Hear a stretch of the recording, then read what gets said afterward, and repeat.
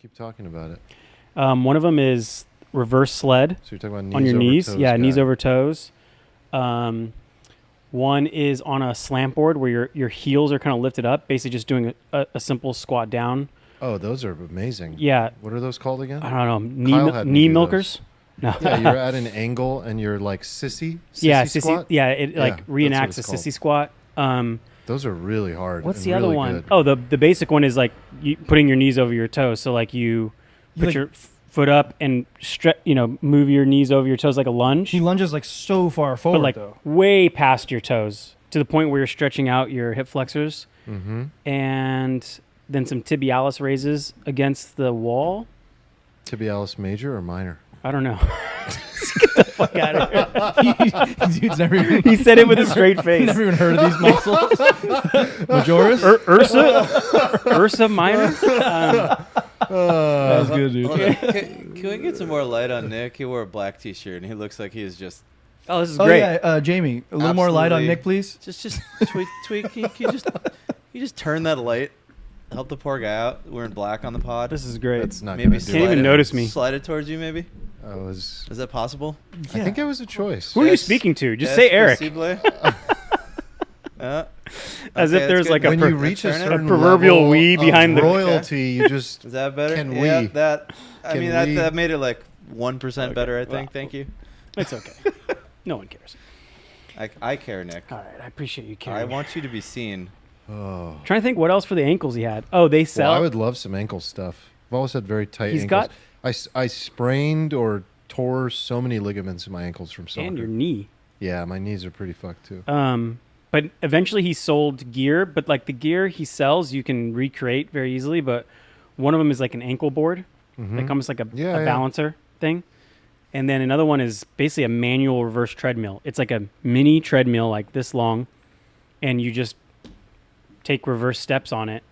And I used to do it before a Muay Thai workout, like 2 minutes, and it really So milks the totally knees. making this up, but it sounds like it's like working a lot of the supporting muscles, tendons, ligaments Yeah. that like bring the major joints to life and like keep them healthy. I feel like Is that basically the idea? yeah, but they also claim that like any knee injuries can be rehabbed better through that program versus surgery, which is a pretty big Surgery claim. should always be a last resort. Yeah. Anyway, I've been recommending them to anyone Any who's like, I have doctors knee that pain. are just like pushing you towards surgery, I think I would get a second opinion. Eric, do you know always. which social profile he's biggest on? I know he's on Twitter, Instagram, TikTok.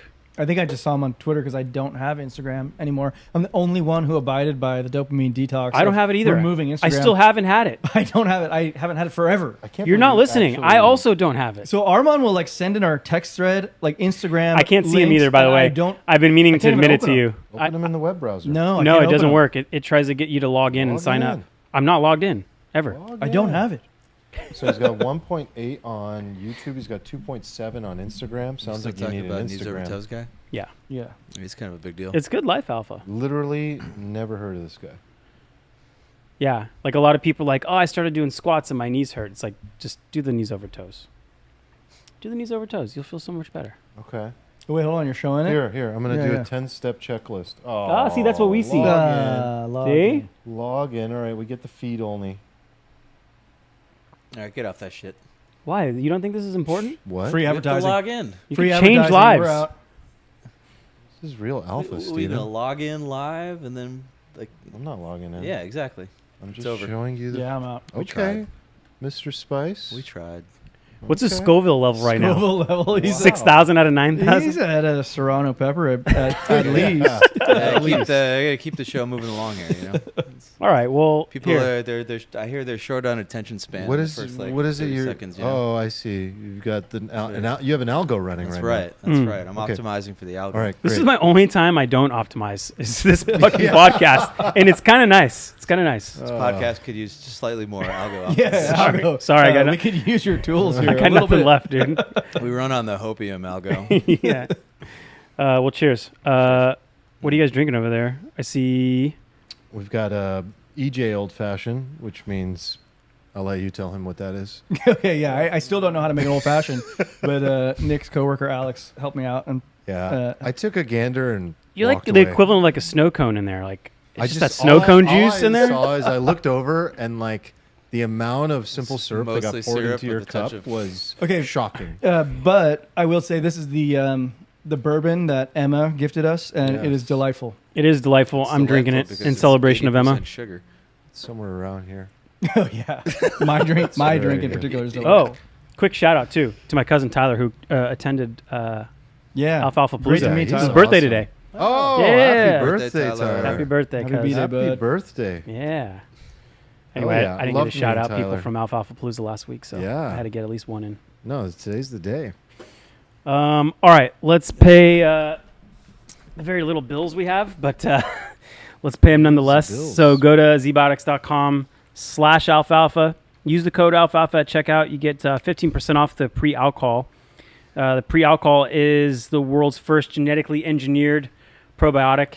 Takes care of a nasty little toxin called, acetaldehyde. and that's what wrecks you after drinking. So we took ours before we had our drinks today. We did our homework. And yeah, feel good about it because tomorrow, be able to get a workout in, still get some work done. I got to do some other things, errands to run. Yeah, it's not the dehydration that makes you feel like shit in the morning. You could still take those, but it's still not going to take care of the toxin that's rolling around in your gut, and the pre-alcohol does. So if you use the code alfalfa at checkout, you get 15% off. And if you don't like it, they'll give you your money back. And thanks, Zbiotics, for sponsoring the pod. Hell yeah, thank you. Was Really there smooth. Really nice. smooth, nice? Yeah. You should start What's- giving me what's next, grades. Steven? How do you want to keep on- my attention? Yeah, quick. Next, Come on. go. Keep my attention. I I'm zoning don't out. want to do it. I'm zoning out. I was gonna say Nick's ads read. I Nick's know, ad I read know is- you were it's- going to say that. That's why I changed the It's like topic. it's this poor man has read this I for knew like you were gonna 100,000 complain times. about it. I know. I I knew might you- just start taking it from Nick so that he Oh, can live damn. again. Okay. Yeah, go. I feel like he wakes up in the morning and he's like, Steven, another week. Oh, I just want to say, I think we fixed Steven's camera, Steven and Nick's camera, because Steven looks. we removed. Now we're the Trump proper filter. skin color. Yeah, you look less. I'm golden and tan, and he's orange. We look like we're in a fucking dark cave. No, this is what you guys look like. No, it's not. You look like this in how real life. bright You and don't know vivacious that. You guys look. I think it's And just an I aura like- that It's we. literally it's like aura. an aura that we have. It's literally No. aura. It's nothing it's I can not. do to help it. You guys are like you have dark souls. No, we just have to change the camera setting. No, you have to change. one It's not week. a- It's not a camera setting that can fix inner, you, brother. It's inner work. It's inner work.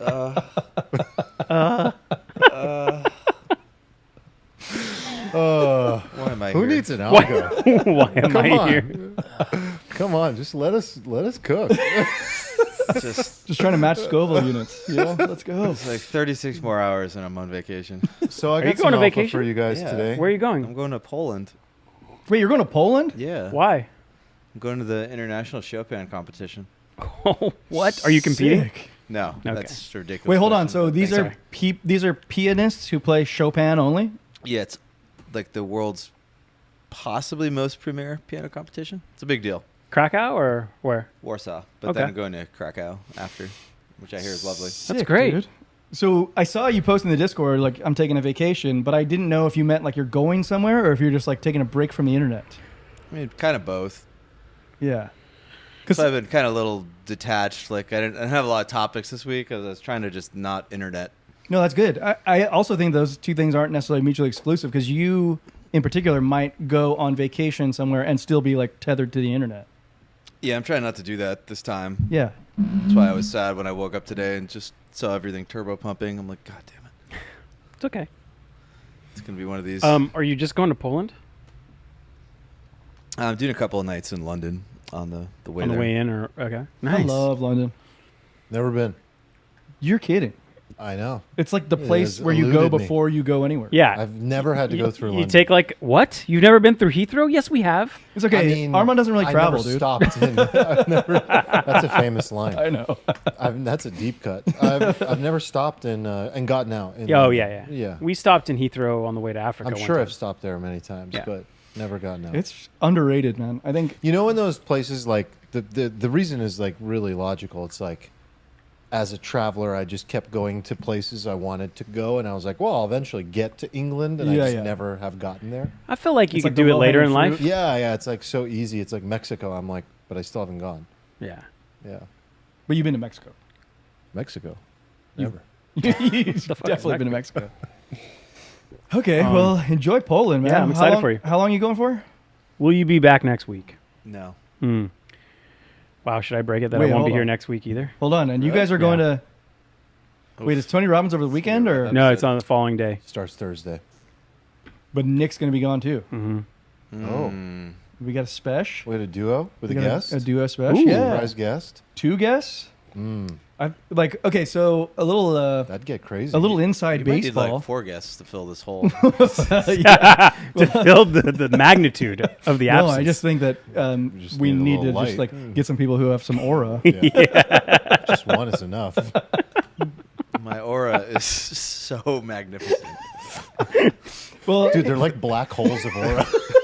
There's literally nothing. It just sucks through. I'm just Okay. arms and a head, apparently, from this so the background. inside baseball is that we've been communicating about like bringing on guests and like trying to fill seats when one or more of the hosts aren't able to make it. Yeah, I think it's great. I think it's great. And in addition, having people zoomed in virtually. Yeah, particularly people from the community, people Yeah. outside the community. Yes, Yeah. thought leader types. So this would be an opportunity for us to Yeah. try. I mean, I Let's, don't think we have the tech to Let's like talk zoom guest list. someone No, in. but let's talk guest list for next week. Yeah. Let's come up with something.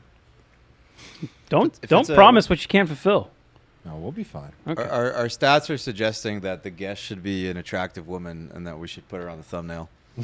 Did we get a high click-through rate? Click-throughs help, but Yeah, I think the last episode was in our top 10, 5% viewership numbers. It was an aura replacement, really. By who? I don't understand.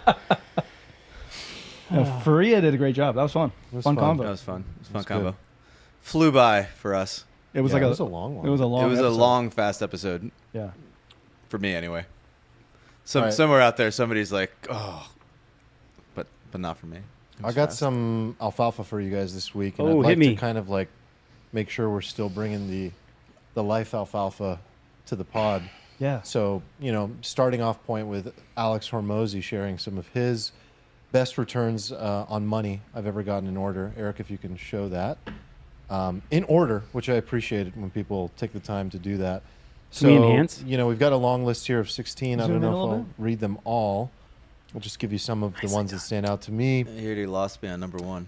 Fastest internet connection possible, multiple computer screens, chargers around the house, earplugs, blackout curtains, cooling mattress, shout out 8 Sleep, room temp control, best chair and working desk, fastest computer, some other interesting ones, pre-made meals, getting your house cleaned, a lot of like life services, neighborhood off highway with good stuff and people in walking distance, home gym and flying semi-private. Just had to throw that in, huh? Had to throw it in. Had to throw that in. But it was Semi-private. last. Yeah.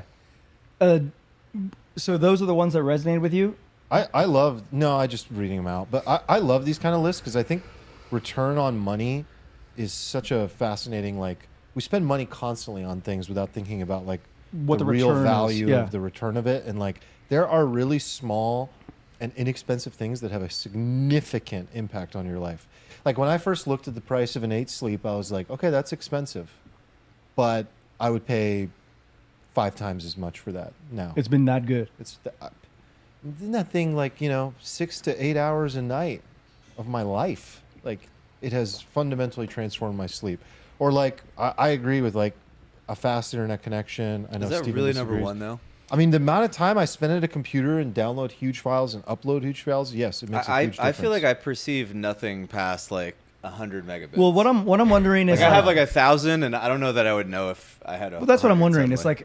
like who has like a slow internet I said connection now? fastest possible. That's Okay, so like I felt my like slow internet connection when I was like uploading our videos, and like on my normal day-to-day life, I'm like connected to the internet and I'm like trading stuff, and like I don't need gigabit connection. It's fine. Like I do. Gives me a business boner. There's one, Nick, you can probably speak to, like air filters. Like, why are those even important? You guys are in that business, right? Yeah. So, like, I have one in my office. I noticed that my energy was dipping. I think I talked about this on the pod, but like air filter purifiers, like for your room, for your bedroom when you're sleeping. Wait, hold up. Your energy was dipping. You got an air filter, and you perceived that you had more energy. Oh, we have to start with the basics. I see. Wow. Yes. I mean, this is like a CO2 levels, sir. really. Yeah. So it filters out CO2? If you don't have airflow, CO2 levels rise. That affects the brain. Well, when I think of a filter, I think of like impurities. Yeah, it's that But it and the filters fact out. that there's CO2 in the air. It's fresh air circulating in the room. If you don't have windows and fresh air flowing throughout the room, it can really affect like your sleep or your productivity in the Dude, office. I accept this alpha. I have poor air filtration, I think.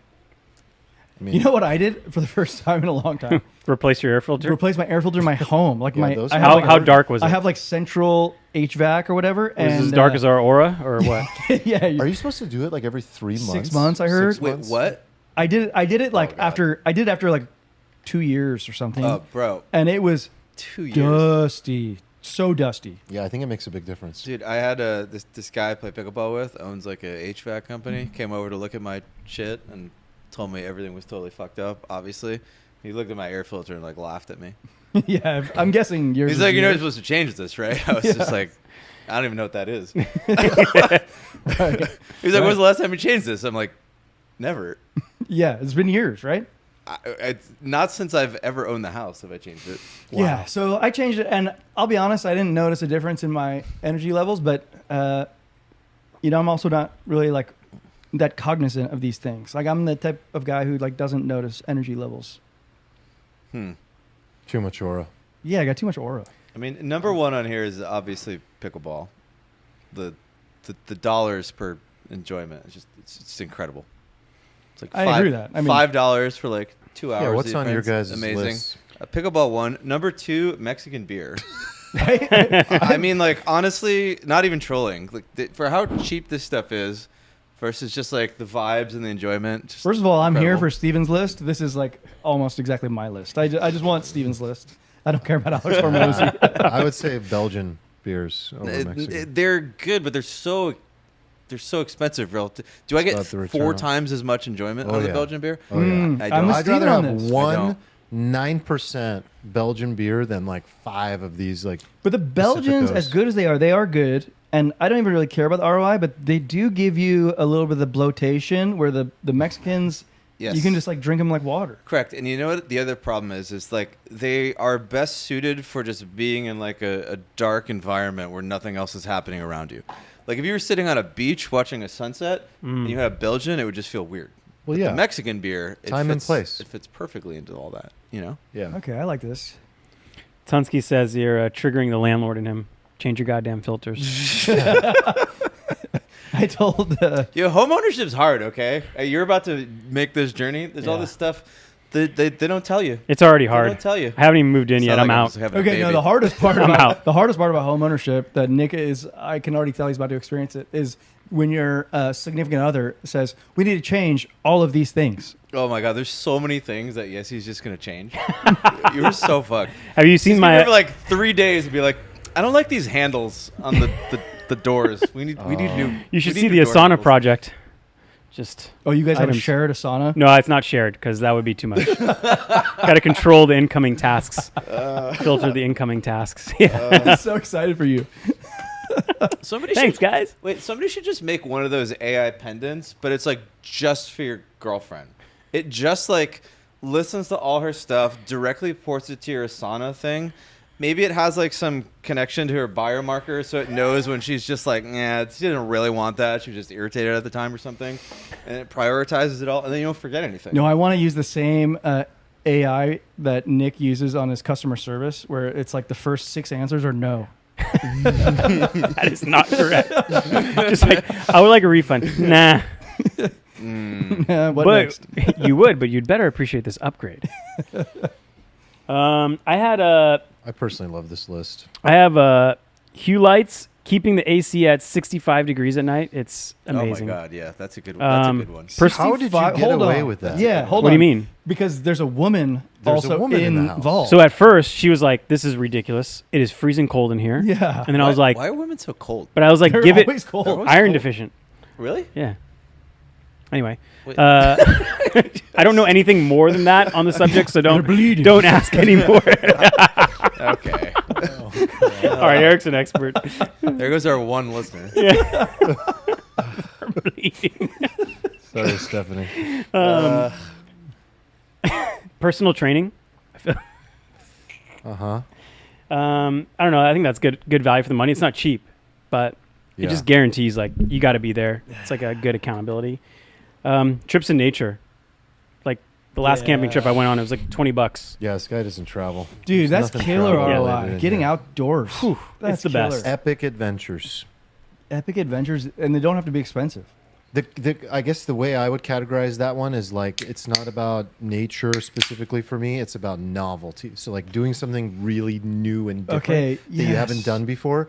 That's how you store a new memory. I completely Even if agree it's a with you. 2-day thing, if it's something you've never done before, instead of going to the same spot, 2 hours away, go the other direction and go do something completely different and create a new novelty Okay, experience. I'm gonna just build off this because I found Build. that it doesn't even have to be that dramatic to get out into nature and do something crazy that you've never done. Like even just going to a new restaurant is better than going to the same old spot.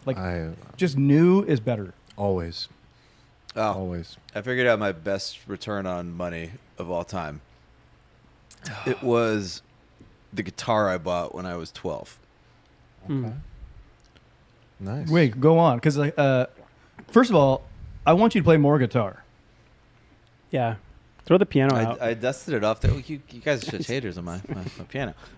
No, I'm a big we- fan. Yeah, we love your piano. I did dust the guitar off a couple months ago. It was interesting. Really? I legit hadn't played it in 4 years. Okay, because the last time we went over to Joey's house, Steven and I were the last ones there, and Steven was playing the guitar, and I was just singing top of my lungs, sing There along was no songs. shame over here. It was Yeah. really inspirational, honestly.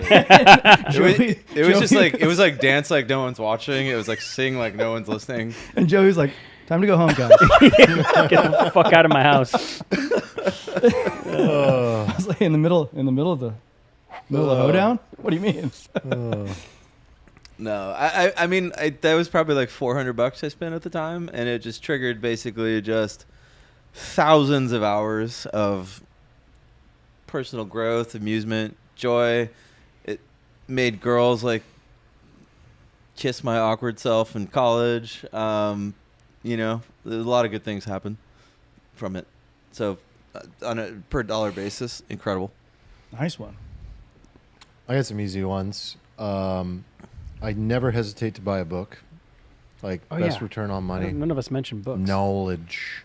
Knowledge. And I always- Knowledge. FTC probe. anytime I Knowledge. like the book, I've talked about the process before, but quick reminders, I'll buy the one that's easiest to consume, which these days is audio, or I usually almost even start with a Blinkist summary. And then if I love it, I'm okay, I need a physical copy of this because I want to really hold it, touch it, feel it, highlight it. And then a Kindle because I want to be able to take it on the road, highlight it because I want to digitize my highlights. So I usually get 3 copies of the same book, but books, never hesitate. Anything I can outsource, I'm a big fan of. I know these lists can be a little annoying. I just want to caveat that. It's especially Alex's is very much the rich guy list. A lot of people look at these lists and they're just nice for you. I'm just trying to have a little what's smaller things that could make an impact. But I do think anything you can outsource chore wise that doesn't give you joy. A lot of people enjoy doing certain chores, their garden, Home care, care, or fixing things themselves. I know a lot of guys in particular that prefer to do it themselves. I don't. So that stuff is good ROI for me. Are any of us mechanically inclined? I don't think any of us are. No, I'm I'm very little. aspirationally. So I Okay. try, and then I fail typically, and then Yeah. I still retain a lot from Dennis back in the day. RD. Yeah, just so many hours down in the mines. Yeah, I know. In the I'm mines, same in the way. swamp. My dad was a very hands-on guy, and was Yeah, I didn't get it. he was My dad was super. Hold the flashlight. And I I'd be was like "I wanna go 5, play." and my dad was like, "Let's learn how to change oil." I was like, "What?" He's like, "You're gonna have to do this someday." Dude, Wrong. Still haven't changed oil. It's actually amazing when you think about how, broadly speaking, the percentage of our dad's generations were so much more hands-on than us. Like, my dad still builds everything. He built a wine cellar. He does everything by himself, by hand. Built a whole vineyard. Yeah, he did. redesigned, remodeled his own house. Like, does so much stuff. It's crazy. There's levels. Even to his this brothers, shit, though. uncles, like everyone, they're all super handyman. It's amazing. I don't have that at all. But for me also, I would throw in I'm just a tech gadget guy. So anything that makes me slightly more productive, whether software or hardware related, I'm always a yes. So software, I'll pay for any AI software. I'm if it makes me a little faster, a little more productive, I'm always a yes. Any hardware, same thing. Yeah, that kind of stuff. And then of course the novelty and travel. I noticed that none of you guys said Zen. That's not an ROI. What's that? Well, I think it's probably negative EV. Yeah. Probably pretty Interesting. flat. But I enjoy it. I have one in right now. I think the way to do it is to not pay How much California are they? prices. It's just so cheap, and you guys talk Well, about hold it so on. much. How but much it are they? never No, in enters the, California, if I want to get the flavors that I want, it's $18 a can. is that because it's black market? Yeah. Oh, So I think the Yeah, I don't think about that as a return on. the money. alpha with that, if you live in California, is to get it outside of California. see, I got that nicotine gun. I got thousands of them for $8, and I was like, yeah, it's pretty good ROI. Wow. Yeah, you probably get it HSA approved. Yeah, you could probably use your It's pre-tax This dollars. is Amazon Basics nicotine gum. They sell that on Amazon? Yeah, Whoa. they got their kind of pharmaceutical whatever. Thing. Wow. Amazon So, Basics. Yeah, it's like ibuprofen. Yeah, there's one on here that reminds me as well. Is I've always lived in the city and in apartments, and then when I finally moved to a home in the suburbs, huge ROI, huge, so much That's more. shocking for me to hear. I know it's crazy, Because good to have you, that. you were the antithesis of I a know. suburban dad. but I've gone, love it. What So good. what elements of clothes do you feel are the best and worst ROI? I'm interested in this from your Yeah. perspective, since you used to be a French Nordstrom assistant. Well, I don't know. I've stopped caring as much. Back in the day, I would You made him Try facepalm. more. You made him facepalm out of stress. He's in his black hoodie everyday era now. Yeah, a little more daily uniform style. But I think good shoes are really important. I mean, I think you agree with that. Yeah. Good shoes. No, Steven's inserts, man. I have inserts too. Oh, that's the best ROI. That's a good ROI. Orthotics. Yeah. This is Like 40. $500, but this is. I mean, I should have got him at 20. My feet are fucked up. I should have got him a long time ago. Do you guys think that your feet might be just fucked? Because My feet I mean, are his totally feet fucked. are fucked. Oh yeah, your feet are Born definitely with, fucked. But I'm an off the rack shirt guy. I'm an off the rack shoes guy. I think everything fits me. It's I'm just straight up average. Eric just wakes up and he's like, "Man, life sure is simple." Oh, Middle of the bell curve, dude. I'm 5'10". would That's it. tailored suit fall into this ROI? Not anymore, man. No. Not anymore. I don't think you get good ROI. I don't even think I could try to find a place to wear a suit anymore, Yeah. other than Nick- a funeral or Because wedding. you guys have heard Nick and I's old Yeah. fantasy, right? We were Suits every day. Yeah, You're gonna man. have By the time we're 35, we'll be pretty successful, Just wear a and suit every we'll day. just wear a suit every day, Just be Mad Men, Party of One. Yeah. and then we were yeah, whatever we're doing, we'll just go everywhere with a suit, It's the exact opposite. It's just Look at us Dior-y. now. Yeah. Nick hasn't worn any color. This other is the than most black. dressed up I've been in 3 weeks. I put pants on today. It was a nice idea. At SDSU had a present from the Oh, students. this was your SDSU presentation outfit. Yeah. Hmm. Yeah. Professional dress. Yeah. I feel like you probably resonated with them with this outfit. You're fellow youths. Yeah, I was I think I was here 20 years ago, and they were like, "What the fuck?" yeah, that doesn't make sense to a college Someone who's student. 20 years old. It doesn't make Yeah. sense That's because you scary, don't though. look so much older.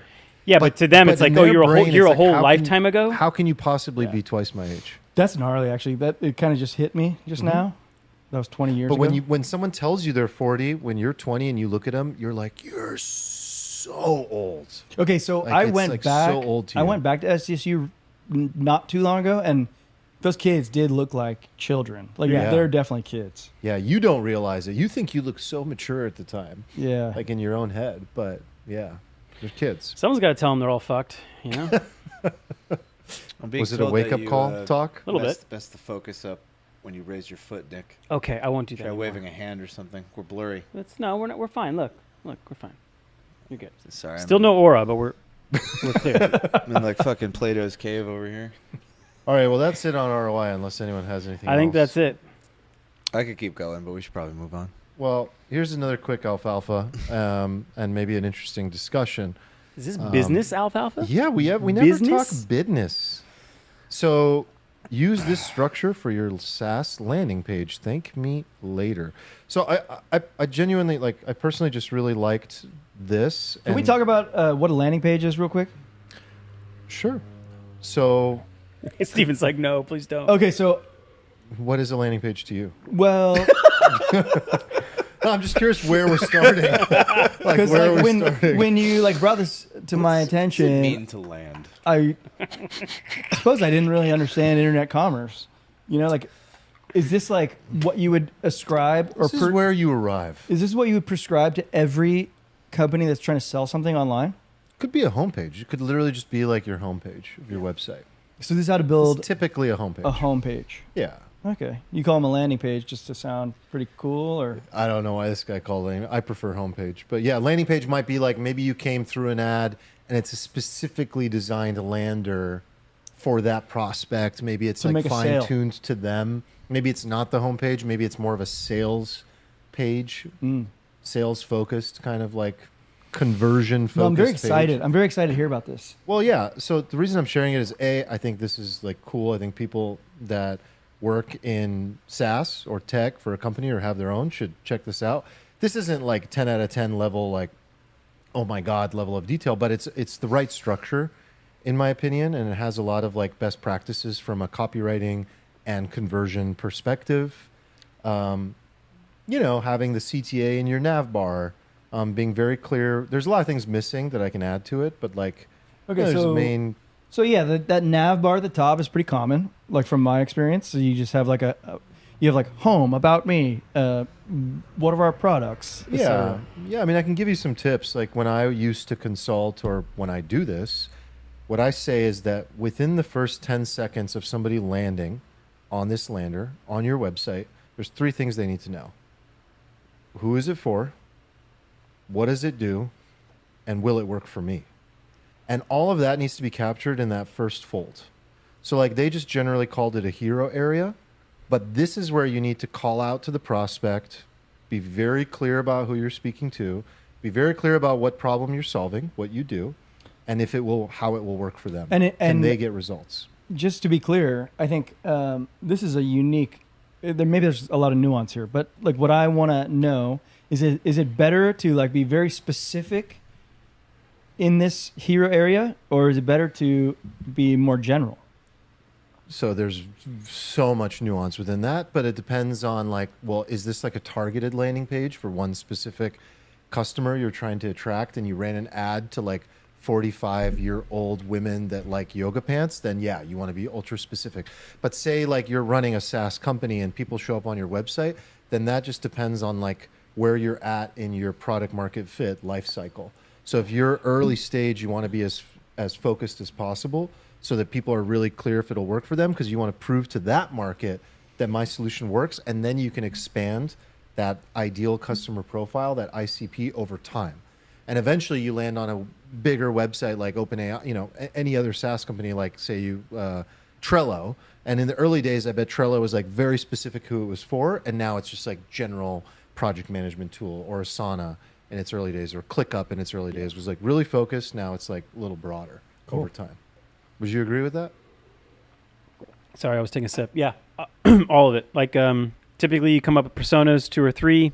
You hypothesize on what their use case scenarios are, what questions do they have, in what order, what information they need, in what order, and then you kind of architect the navigation, the site, where you things are placed based upon The questions that they would have. Yeah, you literally mock them out, and you're like, okay, well, it seems like everyone needs to know X, case studies within the first 3 steps.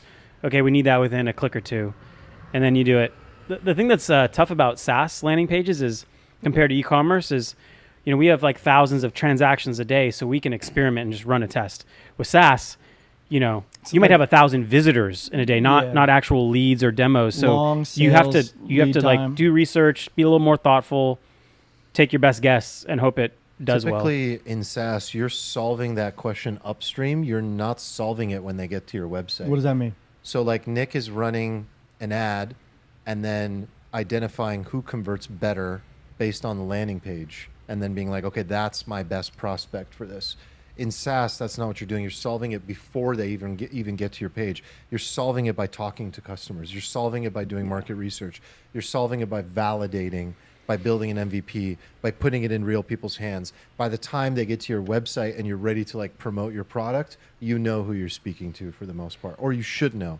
And you're not making those changes as rapidly as you are in e-commerce. It's a good point. Like we often will skip a lot of that like primary research of talking to customers because it's like, well, in a week we could just find out Just the run actual ads and answer. find It's out. going to work or not. Yeah. Yeah. Now you could do that in SaaS too. Like internet marketing approaches like Nick's can work really well in SaaS, but that's just not typically what SaaS companies do. We started using this new split testing software called StatSig. I think it's statsig.com. And for some reason, OpenAI just acquired them. And I was confused why they acquired them. I'm also nervous because they're going to they don't need clients anymore. But anyway, yeah, there's software that'll, show different people different experiences and record all the data. It's my favorite software in the whole company. Really? Yeah. StatSig. Check that out. So then this kind of goes into a few other sections. Yeah, Like let's see some more sections. social proof, partners, like you want to validate, right? That you Also wanna used provide, by, yeah, like as used seen by on- Social proof. Here are customers. Here's why we're legit and not a scam. Focusing on how it helps the user instead of features. Never speak in terms of just like features. You always want to speak in terms of benefits, but there's one layer deeper that this is missing. I like to speak in terms of transformative outcome. If you purchase this software, this product, this is the transformation that you'll receive by becoming an owner of this. That's what people are after. It's like you're not just solving a problem. It's who will I be on the other side after I'm using this. I actually wrote down my top 3 pet peeves of SaaS landing pages. And one of them was I want a section where it says, I would like to, and then they have like the 3 or 4 or 5 use cases that they know. And I just want them, because I'm trying to also figure out, is this right for me? I'm trying to like self-qualify myself. So you want to like answer those questions in advance and be like, yeah, here's I the hate question. the you have. like, This you know, is just the sign up answer. for a demo and I'm like, If you don't answer Okay. that question, they bounce. yeah, Mhm. I bounce all the time. And I want to see screenshots of the actual software. So you want Like to show me what it's going to look like. Don't make me like wait a week to like talk to a human and walk through like an hour pitch. Just show me what's inside, and I'll let you know if it's right for me. Because if it is, then I'll Okay, buy it. okay. My next question, maybe you're going to get to here, but like with SaaS in particular, I feel like it's common to like not have price visible. That's fine. It's annoying, but most SaaS softwares do give like, 3 levels, and then usually it's like Yeah, it depends enterprise. if they're self-serve or if they have a self-serve option versus like, the enterprise, like where we're going where to it's need to talk which to means you. it's negotiable. Yeah. Yeah. But I always find that to be a little bit off-putting, where you're just like, oh, so that you're not going to have a price anywhere on this whole thing. It's off-putting to you, but it's actually like beneficial to an enterprise like customer. a power user. You- like you they're going want to spend time a to- lot of money. build the perceived value until you deliver the price. I remember when I used to do consulting and I'd bring on new clients, just like build the suspense. You hand them the proposal, you go through the needs assessment, go to the meeting, hand them the proposal. They always flip straight to the back to see how much it is. And I always kept it in a separate piece of paper so they can never do that and sit through the like value building part of it. And they're like, so how much? I'm like, $1 million. And they're like, what do you mean? I'm like, $1 million. I'm like, I'm just kidding. Here you go. And then they're like, oh, it's only 20 grand a month. You anchored them. Yeah. Yeah. Tricky Nicky. Yeah. And then, yeah, like what's the transformation? What are the benefits? How does it work? Keep it simple. Pricing, if you have, basic subscription tiers, like that's straightforward. Testimonials are really, really powerful. People do care about testimonials a lot. So that's more than just the logos. This is like quotes. What has it done? Case studies are the best version. Like my favorite is like the testimonial and then link to like case study. And it's a whole other landing page with like, here's the results we drove for this organization. Here's like what the transformation was for them. Here's the particular use case that they utilized our product for. Like people will spend time reading that stuff. And then it just goes into like FAQ, CTA, footer, basic stuff. So we, just to use myself as an example, what I've been going through, our landing page was built like over 2 years ago. We're like very due for an upgrade. And so I'm currently working with a company that I'll just shout them out. It's called Kinetic Studios. Is this the one you told me about before, or is it a different one? Not sure. I'll show you them. They have done the websites of some of the. This is not them. Kinetic Design. Kinetic, where are you, Hunter? I want to shout you out. But I'll show you one of their websites. Not coming up. So this is a tool that I use called WhisperFlow. I don't know if you guys use it, but this is one of my favorite AI tools. This is one of the websites that Hunter from Kinetic did, and I think it's phenomenal. Like the animation, the very clear type. I think it's really on brand. If you even look at like the W here in the mark, there's just a lot of creative stuff here that's happening. Okay, that's a pretty fuckable landing page. It's a really fuckable. I mean, so the reason I hired this company was this landing page. I was like, this is so sexy. I love it. Everything about it is exhibiting the brand ethos. You literally just talk, and like you guys know the concept of vibe coding. Like most vibe coders are using WhisperFlow to vibe code. No shit, just talking to it. Yeah, because this is the tool to just tap a button, you just start speaking, and it auto transcribes instantly with like super low latency. So okay, this is good alpha right here. Yeah. So WhisperFlow, if you don't already use, will change your life. I didn't know this existed. Oh my God. But don't developers integrate WhisperFlow? Like you don't use it as a consumer, right? Yeah. So that's maybe a bad branding decision, but it's a play on the Whisper model from OpenAI. I figured. This is different. Okay. This is a SaaS built on top of Whisper. Okay.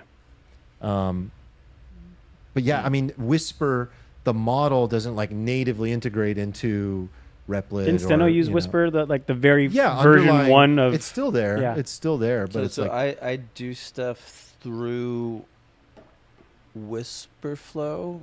I mean, it's like I use AI by like talking, but it's no, literally what happens is you install a piece of software, you tap control, and you start talking. And then you tap control when you're done, and the whole thing just gets transcribed. But where does it go? Wherever your text box is. Oh, I see. It's everywhere you go. It's a piece of software that runs on your computer. So a site that doesn't have on my voice. phone. When I'm texting you guys, I'm using WhisperFlow. Like I'm literally doing it on my phone. I'm doing it on my computer. I need to know more about this. I know I can't. Wait, how can I, knowing what you know about me and what I do for a living, how can I incorporate this? Stop typing and just start talking. You don't ever. It'll auto grammar, auto punctuation, auto paragraph, auto bulleting. Like just talk and it'll write for you. Like works? It works phenomenally well. Really? Yeah. It's like $20 too. How much is it? $12. It's $12. $12 a month. Yeah. $15 a month, $12 on annual. Yeah. So that's so great. you like that over the native iOS? Oh, like it's the native 5 iOS times better. Is a fucking disaster. What does Apple the suck? dictation? Holy shit! It's like the No, worst thing. that's awful. Yeah, this it is awful. Way faster, way easier. Dude, why is Apple so bad? Why are they so bad? Why is their stock worth more than $0? I don't understand. Why don't they just buy all these companies? They have a fortress Why balance doesn't sheet. somebody else just buy Apple? Just make them good. Like just 6 other companies get together and just buy the. It's weird. They put the supply chain guy as CEO. I wonder what happened. Oh, Okay. God. Yeah. So look, I just did that while you guys were talking. Oh, wonderful. That's how fast. Everything's here. Their stock is worth more than $0. Why don't they just buy all these companies? They have a fortress balance sheet. Somebody else buys Apple, makes them good. Just 6 other companies. Okay, It's so all there. so the basic gist of this is that it just does speech to text way better than anything else. Way faster, way cleaner, way everything. To the point where you're saying you can use it to code. Yeah, that's what they're all doing. Well, I think you're using you're it using into natural like a language. Lovable or Yeah. Claude, and then the app is then turning your human language into code. So you're saying like I want a homepage with a header that looks like blah blah blah blah. Yeah, just talk it out. That's what vibe coders are You doing. just talk it out. Like in Claude But Code or to in be Lovable. clear, this whisper flow isn't actually doing the development. It's just Yeah. That's the talk to text. Yeah. It's just the best way to convert your Yes. speech Yeah. into usable. Okay, this is actually Yeah. Okay. Do you ever use That'll the help me a speech lot. to text in ChatGPT? yes all Yeah. the time. I Okay, talk so to you it all know the time. how like you can just talk for like 5 minutes and then hit transcribe, but this is just that, but way faster and better formatted, and everywhere yeah. you and, go. and I feel Imagine like it goes ChatGPT everywhere you is go. like 80 times better than Apple. Oh, it's 80. It's definitely better. This is at that quality. That's what made me realize how bad the Apple thing is. Was doing this with ChatGPT. Yeah, for a while. the dictation in ChatGPT is very good. Wait, so I'm confused at how you go from how are you sending messages to me using because it's an Whisperflow? iPhone app, So you open the Whisperflow it becomes app. a keyboard shortcut. Yeah, it's a I part of your literally keyboard just tap naturally. it, and it's there everywhere I go now. If I open a note, if I open a document, I can just use it. This is You this just cost him this is $12 a why- month. But it's This the is same why I do thing. this show. My This God, is the same thing on the computer. This is It's even easier on the computer. You just tap one keyboard shortcut, and whatever text box is open, it'll transcribe It's it weird. to. Steven just got brighter on camera. oh my God. So this company has exploded. I was like one of the first users. They just raised like a $30 million Series A or something. So their entire shtick is they just got better at translating speech to text, Yeah. basically. Yeah, and made it like fast, low latency, and universally And available. they based it off of wherever you open go. source code too. which Yeah, is amazing. It's phenomenal. I just imagine like a scene, you know how like Secretary Hegseth got all the 800 generals in one room and started talking to them. Just imagining like someone needs to do that to all the 800 product managers at Apple and be like, you pussies, none of this shit. You need to start creating actually good products. You need like a little hype up speech. Dude, I had optimism when they released their latest iPhone product launch that they were going to like incorporate AI into it. Yeah, they Turns lied out to the us. They main- didn't do anything. They lied. Turns out the main reason people are actually buying the new iPhone is just for the different color. The camera. No, No, they just want they just it's want, like, orange. more That's it. megapixels. It's the best. I think it's the best camera on earth. All right, you want to hear my my tinfoil about why Apple just increases the megapixels on every camera? Because I don't think you need it to be any better. I think it's like Makes the storage exactly needs more. like every photo just has more data, which means you need more storage, which means you're eventually going to get I on the hadn't fucking even storage heard that plan. before. You said it. It And that makes was just the sense. first Yeah. thought that came Yeah. to my head because I know these fuckers. Yeah, makes sense. Evil. Evil. Yep. Evil. Nobody wants to delete their photos. They're in the 2x2 matrix of dumb and evil right now. Yeah. Hopefully they can come out of it. Yeah. Okay. So anyway, That's so I'm fun. very excited for my new website coming out. I'm by excited the end too. Of this year, the new mark we have, like we've narrowed it down to 2. I've got the type down. We're moving to web design soon. Does that mean new very t-shirts? excited. Yeah. this Cool. is gone. Because some people All in the this chat is have said they gone. want to know how to get that T-shirt. But Oh, new this is T-shirts going to coming. be worth a lot on the aftermarket. This is, the V1 OG. Dude, I but- can't wait to see Steno at Tony Robbins. I'm kind of jumping ahead, but Yeah, we should talk about it. yeah. Wait, can I ask you something selfishly? Sure. Okay. So I want to get back to writing newsletters, but they just take so much time.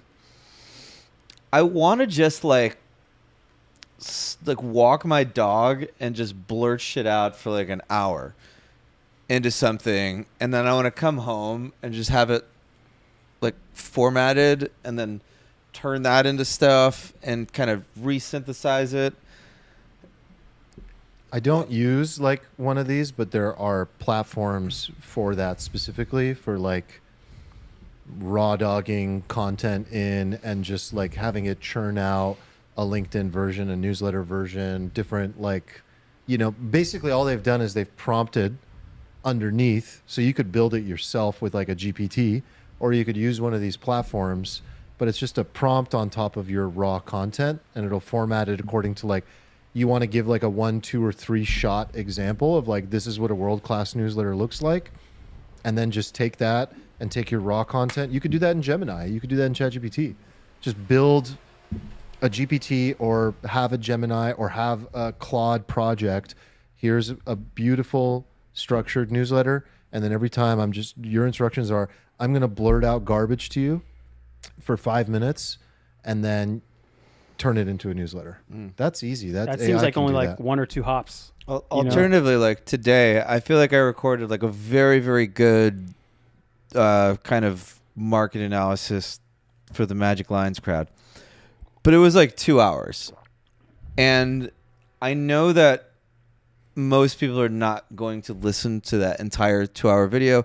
And even if you did, you would also have to like watch it and kind of see what I'm doing on the I just skip ahead to where you talk about my bags. And then Right. So exactly. So what I want to do is like figure out how to take that raw.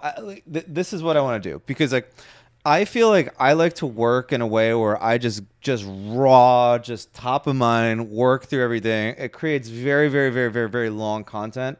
But for me to just top of mind a 2-hour video is way faster, because otherwise it would take me like 8 hours to like think through it all and refine it to the point where that 2-hour video is a 20-minute video. Yeah, I don't think that just doesn't work for giving people. I think if people want to sit through your raw stuff, they should have the option. Right. So how do I take the transcript?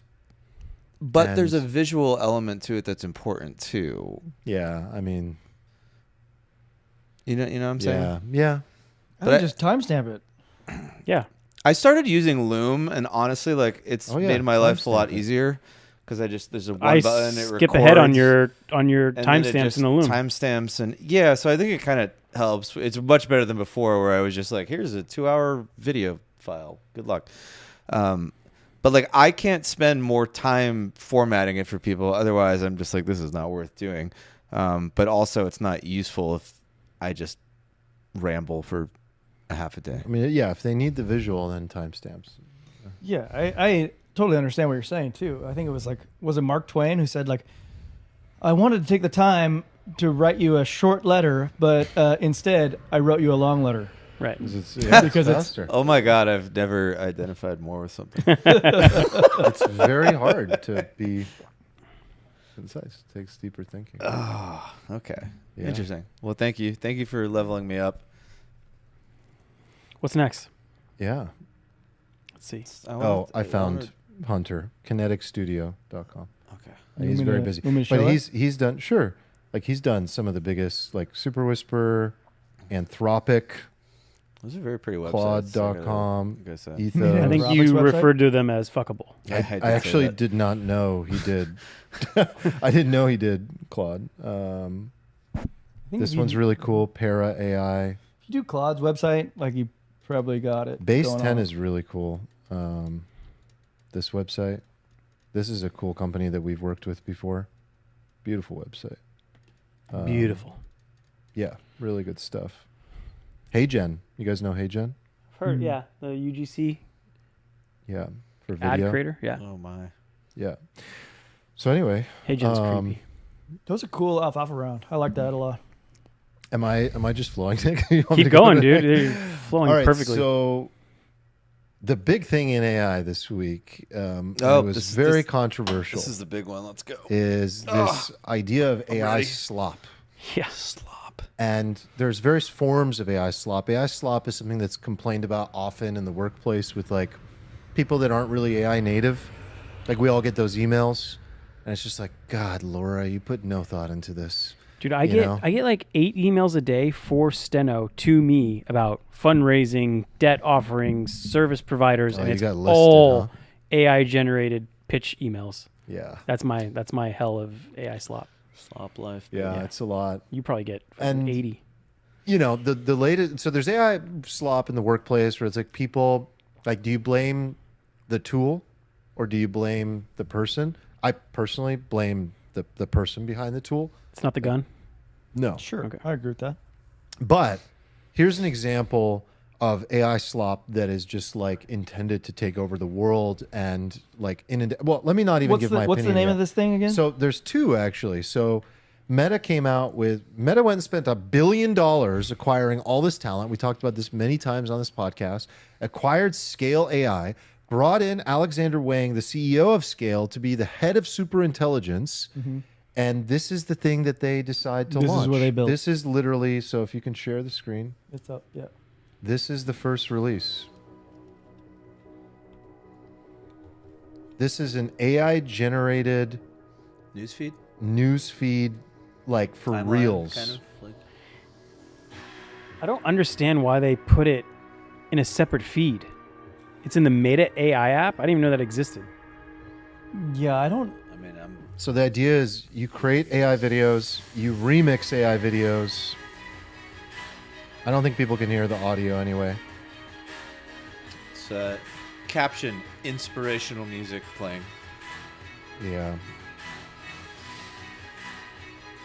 I mean, these are cool in doses mixed in with like real stuff, but like a whole app full of this shit. Well, hold on, This is like- exactly like when ChatGPT did the image stuff and everyone went crazy for a week doing What was that like? what's that type of the Japanese, yeah. cartoon. Studio Ghibli. Ghibli. yeah. Ghibli. Has anyone done one since?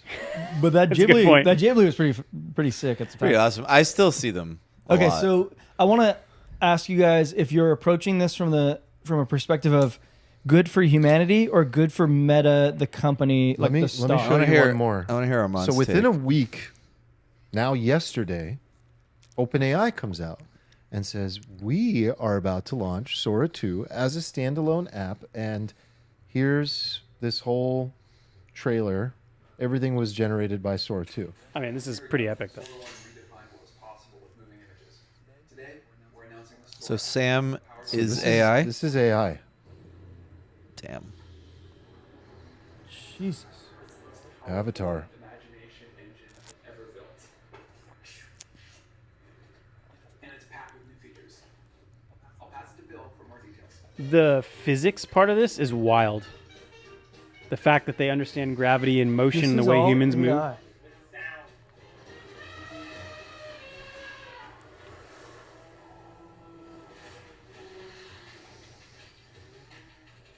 Sora 2 is also the state-of-the-art for motion, physics IQ, and body mechanics, marking a giant leap forward in realism. Yeah, like watch this figure skater. Like before, I feel like this was not possible. Jesus. It's like indiscernible from reality. Yeah, we're there. It's if this is what we're gonna get as consumers, I don't think it is. The demos are always Yeah. way better. What the fuck, dude? But I mean, every style, photorealistic, stop motion. You know, it's literally your imagination is the limit. I like this one. Just the whoever thought this was a good idea. Little rubber This duckies is racing. so they're racing rubber duckies. Yeah. Oh my god.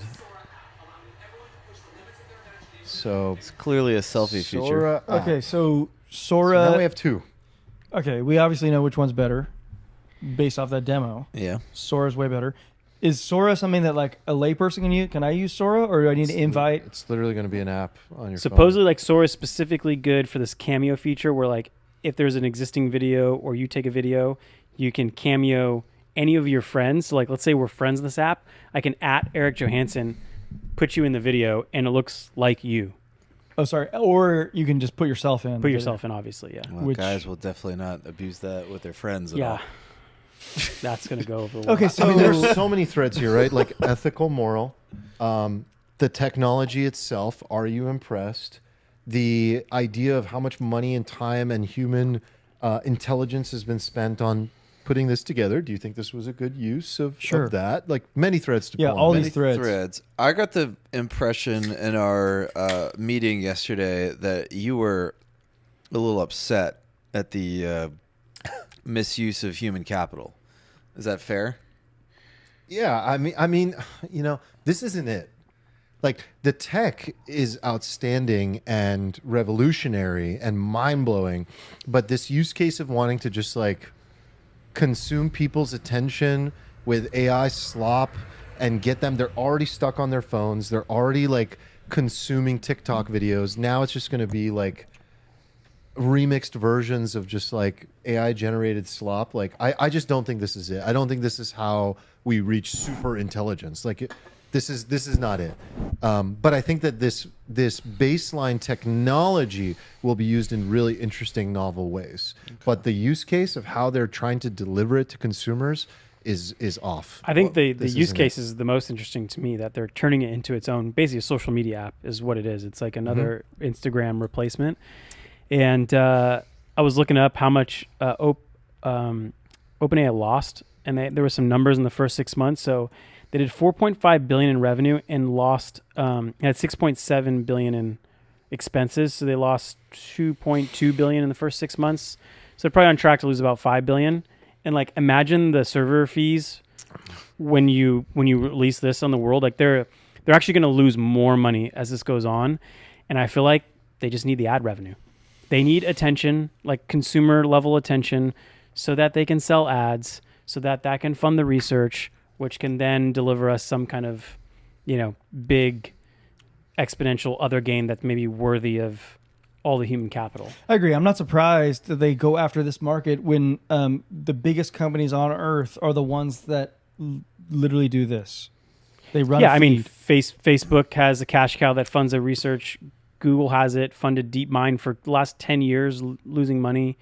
And I think that seems to be like a common.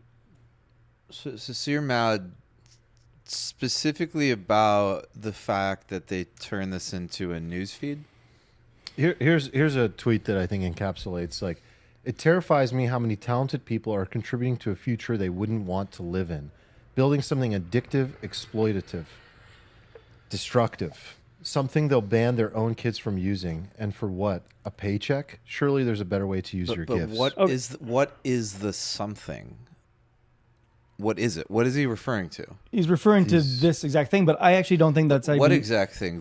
The feed, the news feed, this generative feed. If you're being specific, I don't even think that matters, because I think we've been doing it for a long time already. Like, I actually think that our brightest minds for decades have gone into what Nick does and what we do, which is like, you trade assets on digital fucking currencies, or you sell ads. And that's like our smartest people on earth. They do that because it's the most lucrative game in town.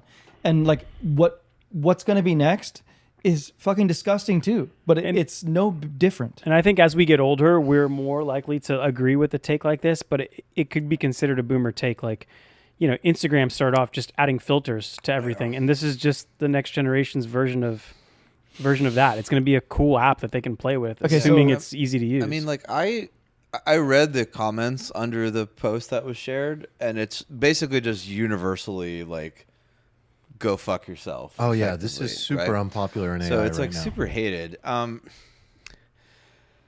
I was kind of primed to hate this, I think, when we talked about it in our meeting. But like, when I watched it, like, I found myself like not hating it at all. And I get the news, I get the newsfeed thing. I think it's kind of like whatever. I found myself like not resonating with the comments. Like, I find this to be like kind of incredible. Okay, so well, no one's disputing that the tech is incredible. Okay, so I think there's two different techs, right? Because the first one you showed was not incredible. The second one you showed was incredible. And I think like how I view it is just pure entertainment. I think the second version is going to be really entertaining, and that's going to be like worthy of people's. I mean, they're going to create movies from this thing, entire movies. Right. And we've talked about that a lot. We've talked about the future of creativity as like a lot of it will be AI generated. A lot of it will be choose your own adventure. Movies and film studios, series will be developed by indie developers. We'll all literally have a creative license now. We could all go create our next Breaking Bad on our own with our brain and whisper flow and vibe writing our way to like something that you could sell on the internet as like, and it would just go viral and you'd make money, and it's incredible.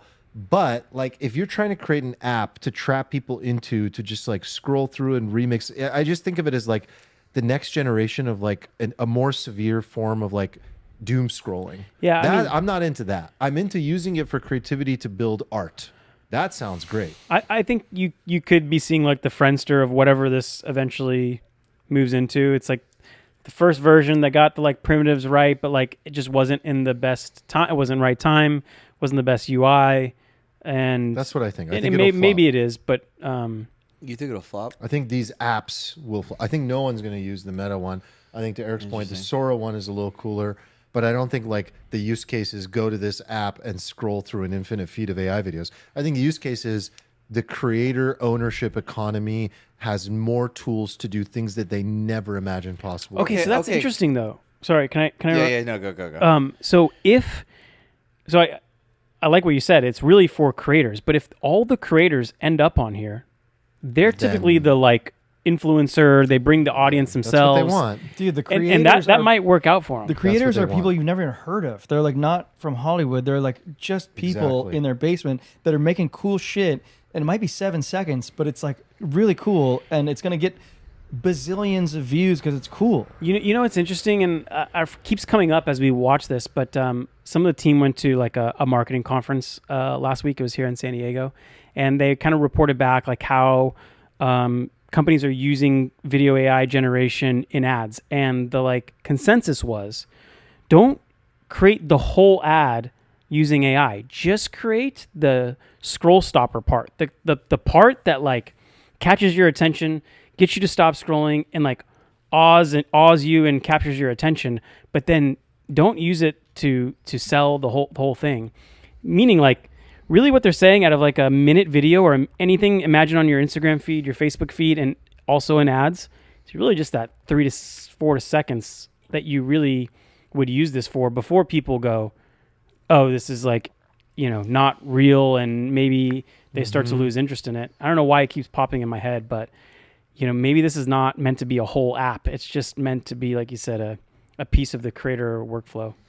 We need to see what this actually looks like in production. Like, if this is that good, and I can remix a video or vibe, design my own video with like a bear, if I can recreate that scene of like, what was it? 1,000 people versus one ape or whatever. If I can recreate that in my mind the way I want to, and it turns out that good. Oh my god, that would be like the first video with 8 billion views on this app. And I think they already exist. Like people did that back then. But the point is, They did, but they weren't good. Yeah. They weren't like that. Like, Yeah. can you imagine like cinematic style, right? like one ape? Yeah, and oh man, dude, I wonder how we can sort of like shame the morality of it when it's something you can opt out of at any time. No one's forcing you to do this. It's just going to be the way that people they choose to get their entertainment. It's a choice, and people are going to choose it. It's not a moral thing, really. Okay, I think that this might be a controversial take, but like I think the newsfeed is good and necessary, because if you enable like infinite content creation, the problem you're going to have is like discovery and curation. Like people might not remember this, but like back in the day, the Facebook newsfeed was just chronological, and then they all was invented a sane in the curated world, by the one. way. And then like people were mad. They were like, how could you do this to us, right? And then Facebook was like, okay, sorry, here's the choice. You can switch between the two.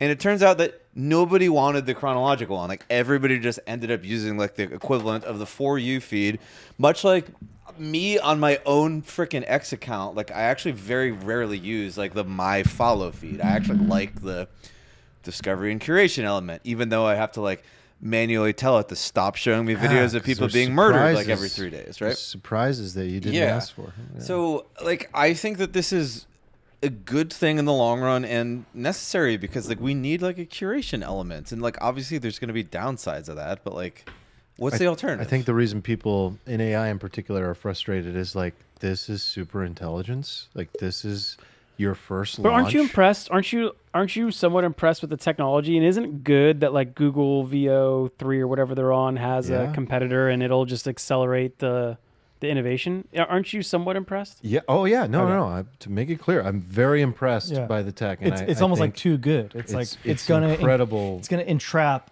all the minds of our young a young individual. The guy in the video, literally, his tooth was like how it probably is in real life. Like Yeah. I noticed the tiniest details of like. They did Like some he had tests like a- on like what was funny it? It was tooth. like light refraction with a glass of water to see if the model would recognize that like Oh, and it nailed it. it absolutely nailed it. I Yeah. saw that little clip and I was like, damn, that's pretty good. Dude, they get angles in the video that you can't even get with a drone. Like you literally, some of the shots are just like, whoa.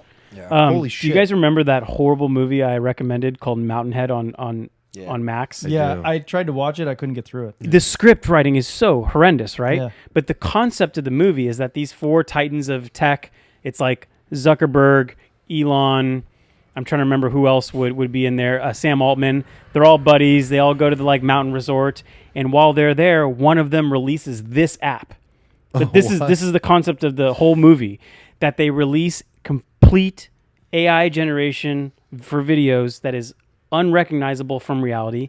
And while they're there, complete fucking mayhem across the world ensues because people create AI generated videos of them desecrating holy sites, of India launching nukes and preparing nukes at Pakistan. And people just go to war and light fires and people start dying. The president calls them and is like, you need to stop this.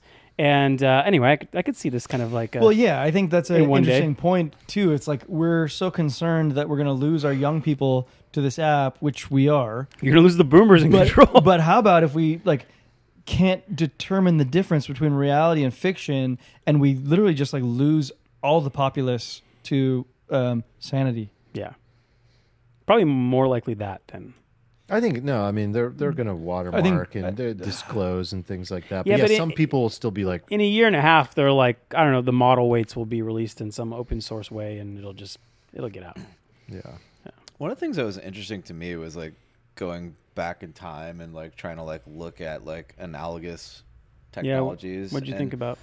It was so interesting. So if you go all the way back to writing, like I think like Plato was basically like against writing. It's just like, oh, people are going to be looking at these dead symbols and lose the ability to like remember. And like, so people were like against writing shit down. Then we created the printing press, and then people were against the printing press. They were like, absolutely not. This is going to spread misinformation and heresy, which it did to an extent. But like, obviously, like the printing press was a very good thing for humanity. We then had photography, and the artists were like, this is like, the photography one is like very similar, right? Because the artists were like, this just like ruins like this skill-based craft and makes it so that anybody can just push a button and create something that takes all of this talent. But in reality, it just ended up pushing art from this place of like, because art used to be just about like realism, and then it started going to like, we started leaning more to like Impressionism abstract, and impressionism, all this stuff. So that was interesting, and then photography became its own thing. Recorded music, the player piano, like these things, like at the time people were like, what, you can't, no, you have to have a real musician play it live, you can't play it back. But those are in defense of the craft of like what it was being replaced, right? But did you find anything in relation to like what would happen to people? You know, because when we created film, people were like, oh, this is brain rot. This is brain rot, and it's taking away from like the Shakespearean craft of like the live theater. This is just like a totally like devolved version of like going to the theater. And then we took that to television, and then people were like, okay, well, that was kind of this is really bad. And then like we ended up creating like some of, I think, humanity's greatest art is actually some of the long form TV series. I think what you're saying is like, I'm always for that argument, right? Where it's like, I'm typically for that argument of like the techno-optimist perspective of looking at things and saying, eventually technology renders certain things obsolete. And in hindsight, it's like, whoa, that was like a silly way to view that as a threat. It's always going to be a benefit. But in AI, it's a little bit different. Like the only reason this is really happening is because Google has the lead in video. And then they all just sit around and go like, well, we need to be multimodal and we need to be able to do what Google does. And then Meta's like, we got to spend $1 billion to do it. And then OpenAI gets leaked, and then Alexander Wang goes there, and then they're all fucking each other. And they're just trying to win. And they're all racing toward this idea of AGI. And the reason Google has started to take the lead is because they do such a phenomenal job with video. And so all that's really happening is like kind of a circular war amongst the big foundation model, frontier model players, where it's like, oh, Claude Anthropic's getting really good at coding. And then OpenAI is like, whoa, we got to win back the market from Claude. And they drop Codex, and GPT-5 is like fully focused on coding. So all they're trying to do is just like constantly battle each other, which the consumer ends up winning. We get more options. Because they're not actually racing necessarily always toward AGI. They're so consumed by the competition amongst each other that instead of having like a decentralized idea of AGI where you have like this idea that they're racing toward, I don't know like how it's going to play out, but I think the more elegant solution would be like Gemini is just phenomenal at this one use case. Anthropic is the company you go through that does trillions of dollars in revenue generated for coding and software development of the future. But what they're all trying to do is sprint toward general intelligence, and so it waters down their capabilities. It distracts them a little bit. Like the Meta one isn't great. They should probably just be focused on this idea of like open source and what they're trying to do for the open source community. I feel like they got word on the street that Sora 2 is going to be released. Definitely. And they pumped that out in like a week. Of course. Yeah. And they're just trying to retain the eyeballs That's exactly for ads. what's happening. Got to protect the cash cow. And Google's been doing great. And so everyone's threatened, and then Anthropic like 3x'd and got to 5 billion in revenue, and then everyone freaked out that they're going to take all the coding. So they're all just fighting against each other. I still think it's all about ad revenue. OpenAI is clearly going to launch ads. Like they just launched checkout. They just launched commerce. So if commerce is going to happen on the platform, you know goddamn well there's going to be ads in the context of that commerce. It's probably going to be on like the free version. I imagine paid users won't have to see them, but I imagine there's going to be ads in the Sora app, and they realize it's their way to like fund the research. We're talking about. Definitely. We're talking about. I think this is a good segue, but we're talking about two different things. One is I completely agree with you that we're like witnessing Game of Thrones happening in real life. But it is like these hyperscalers vying for the throne instead of the Targaryens and the Lannisters. What do you think? I don't know what that means, but it makes sense. So the people I think about in this like Game of Thrones is good. Like the people I think that are going to be like could potentially be murdered off by this are the movie industry and things like Netflix. And I don't know how, I don't know when or in what format, but newspaper writers were the specialists in creating, written form articles. And then everyone could write on a blog, and all of a sudden it's like, fast forward 5 years later, and, they don't have that much credibility. They don't have as much of an audience. Same thing with TV shows, right? Everyone could film on YouTube, and they got kind of disintermediated, specifically like news in general. Unless they evolve.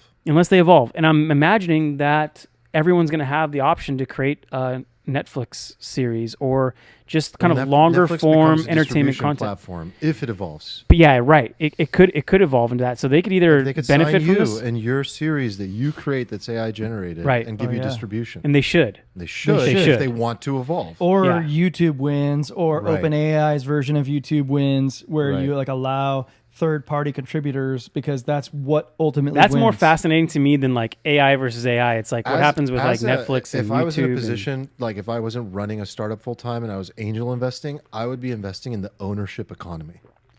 That would be my thesis. Can you give me an example? Everything you're talking about. Okay. The ownership economy is like the solopreneur, indie creator that will literally be running 90% of the economy of the future. So this is interesting. Breaking down the industries, the formalities that exist in Hollywood, in film, in art, and it's all just like decentralized, power to the individual. The rails, like you have someone like Steven that's like, I'm going to start a trading thing, and then there's a platform like WAP to do it on. Those platforms and those tools being available to people to just build their own businesses, especially if people are going to lose their jobs, they're going to have to become owners. You guys saw the Accenture thing, right? That was something I was hoping to bring up today. God, imagine like anyone could submit to Netflix and it turns into just a rev share, some version of a rev share model, almost like YouTube is, if it's good enough, right? Yeah, I think they're all going to be vying for that same distribution of like user generated content. I think this is interesting to me because I am doing what you're sort of like fantasizing about, but I don't do it on like such a forward looking basis. I'm like worried about like, where's the money going now? Mm-hmm. And I'm also worried about like, what's the runway for this money as it's like being spent today. So like we're talking about trillions of dollars potentially being spent on data center build out because it's like all hardware right now. This is like $1 trillion in 7 companies over the next year and a half. Dude, they've all announced that like it's exactly as Arman said. It's like it's an arms race where like you can't lose, and like some of the heads of these companies have leaked internal emails saying, "I will rather go bankrupt than lose this race." Zuck just said that. Larry said that Larry with Google. said that. New richest man in the world. Alibaba just came out saying we're going to spend, 10x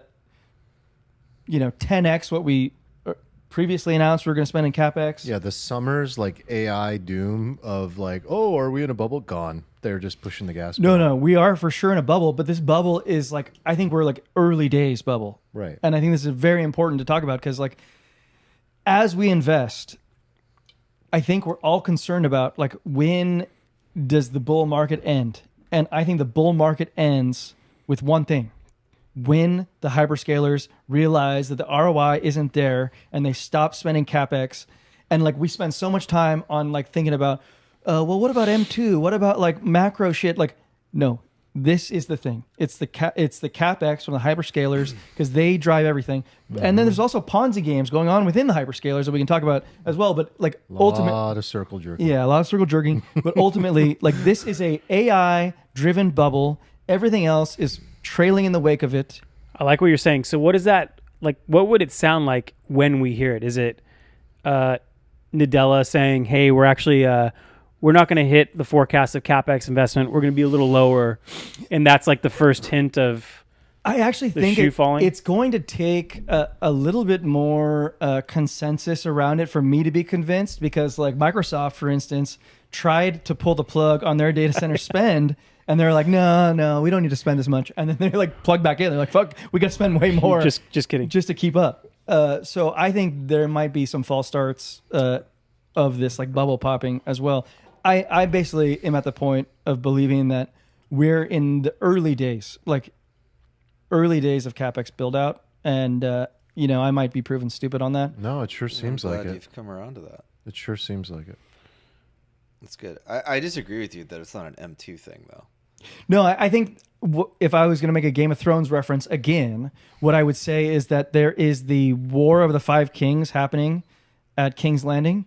And I think like the Bitcoiners and such are like seeing the real problem, which is like the money printing. Like those are like the White Walkers happening like way north of the wall. They're Winter's like, coming. They're like, guys, who cares about who's on the throne? Like this is fucking over. Like Yeah. I think I agree that M2 matters and everything, but like just in the near term, I think all that matters is just You can play both. this CapEx. I mean, I agree, but I think like all the CapEx like directly comes from M2 because I think at the root of it, the people who create money have come to like what I think is a correct and obvious consensus that winning this is actually the only thing that matters kind of for the future of humanity. And so they will just print the money to do that. Yeah, I agree. But I think that's like not really instructive because I think Lynn Alden's quote, "Nothing stops this train." Like nothing stops that train. But something will stop the train of the CapEx spend when they realize the ROI isn't there. But it's not about. But I guess my point is, it's not about ROI because you're looking at it through a framework of this company has earnings in the real world, and like I just think that like NVDA ultimately becomes like a government asset at some point, right? And then it doesn't become about profit; it becomes about something that is like way deeper than profit. And then when profit doesn't matter, like what do you value? Well, they're trying What do to you win. value They stuff believe on? that there's still a winner-take-all opportunity for AGI. Yeah, That's what this is about. And they don't know if there's going to be multiple winners. So they can't take that risk. And they're like, I have to outspend you. Mm-hmm. And then there's the question of like, do I have to outspend you? Because China can't outspend us. And they're taking a very different approach. And it's working. So now we don't even know if the East or the West is going to win. And which models are going to be the ones that are going to be proliferated throughout the entire world. Is it going to be the models of China or the models of the US? Which kind of strengthens his argument that like NVIDIA at some point becomes like a government controlled yeah. asset at some point. like Intel maybe. I could see that. Yeah, I think like I think you're seeing all the first warning shots of everything. I think the free market died a long time ago, like a very long time ago. Okay, so let me ask you this: like, given your stance, like, how would you position yourself? Because like, here's how I would position myself: long as fuck NVIDIA, and like, long as fuck. Like, I think NVIDIA is going to double from here and beyond. Like, what's it, 4 trillion? It's going to go way further. Here's why. NVIDIA captures so much of this CapEx, so much of it. You know, Like 80% of it, right? yeah, what like, you know, I've seen reports that it's 50%, I've seen reports that it's 80% or 90%, but when you're spending trillions of dollars on data center build out and the majority of it goes to one company, that company is going to thrive. It's thriving, and it's $4 trillion right now, and it's growing earnings, bottom line, at above 50% year over year, and it's $4 trillion. We've never seen anything like this in our lives. I don't know. It's insane. I don't know enough about it, but I 4 worry trillion about ain't it. what it used to be, though. Okay, and neither is 8 trillion, because it's going to go to 8 trillion. It's going to double from here. Like There are some startups in the agree game with now, you. though. the guys. earnings that are baked in to that stock price right now, it's 40 times earnings, I growing saw- 50%. The earnings that's baked into this is that it will attrit, it will decelerate earnings growth by 2027 to 8% earnings growth. Wait, are you sure?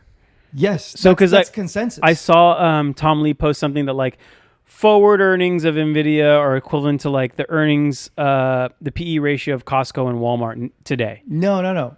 Costco and Walmart today trailing earnings is 50 times. NVIDIA's trailing earnings is lower than Costco's trailing earnings right now. Wow. NVIDIA is growing earnings 50%. So for it to like hit its justifiable price, it needs to dramatically decelerate its earnings growth, which is why the consensus expectation is by 2027 they're going to grow earnings by 8%. So They're going to dominate that number. It might even accelerate from here. I mean, like, I tend to agree with you. I mean, like, on a personal note, I sold like a lot of crypto last week or maybe it was 2 weeks ago for the first time in a while. Because you're going on vacation, or No, I closed my leverage because I'm going on vacation. But I mean, like, one of the interesting things to me, and I talked about this a lot today in the video, is the ROI of investing in like Bitcoin specifically versus like gold on like a sharp ratio kind of risk adjusted basis, or like Tesla and NVIDIA, or maybe just like the NASDAQ on just like a kind of how much money are you going to make basis. And like, I honestly, I have this like weird feeling right now that there's been this phenomenon recently where you've seen these assets get like what I would call middled, where they suddenly end up in the middle of like two narratives, and then people create this like barbell theme, and then they're like, remember it was like the Bitcoin Solana barbell, and then poor Ethereum was just like, go fuck yourself, right? I kind of feel like Bitcoin might be getting barbelled right now because by Fartcoin? no, Fartcoin looks fucking terrible. I know. By what? On the one hand, you have like AI, robotics, that sort of thing, right? You think they can exist on the same barbell? I guess it doesn't matter. They're just risk assets. Well, like if you want to buy Bitcoin, right, the argument is kind of like, well, they're just printing money to do all this stuff, right? But then if you start thinking about it, you're like, well, if that's the regime you're in, there's stuff that's going to go up way fucking more than Bitcoin, right? Like a good example of this is like you've seen the Russell outperform the other indices lately because the sort of the risk capital is starting to finally flow out to the kind of really shitty end of the spectrum in TradFi. Like the Russell is like the shitcoin index of TradFi, right? So if you end up in a situation like that, like this is like a thing I'm doing right now in like my own mental models. It's like, okay, like stocks are going to go up with, like NVIDIA is going to go up with fucking inflation and the money supply anyway. So am I too allocated to Bitcoin in the middle? Like, should I just go like Tesla, NVIDIA, like ETH, and then if I'm gonna go Tesla, NVIDIA, like ETH, like maybe I can find a thing that's even like kind of shittier than ETH, but like ETH seems like ETH looks better than Bitcoin right now. So it's like and then Bitcoin is getting like outperformed on a risk adjusted basis by gold for like a long period now. It's still not above its like kind of peak 2021 gold price. It's a very weird time. And Yeah, I've like, man, you guys have known me for years, and on this pod and on Irresponsibly Long for years, I've been saying like, why would you own shit coins when you can own like the stonk equivalent in a narrative that's working? So like, you don't even need to own NVIDIA, but like there's ancillary plays within the data center that are like 10x, 20x from the moment I mentioned them, which is like Credo, Fabrinet, Arista Networks. I think there's another one Citrini just came out with a couple days ago. That's TIC.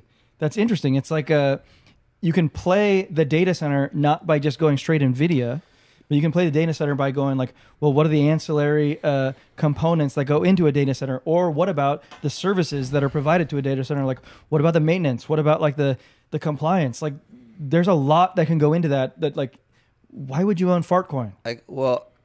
Okay, so I can give you a reason It's for your called answer. Fartcoin.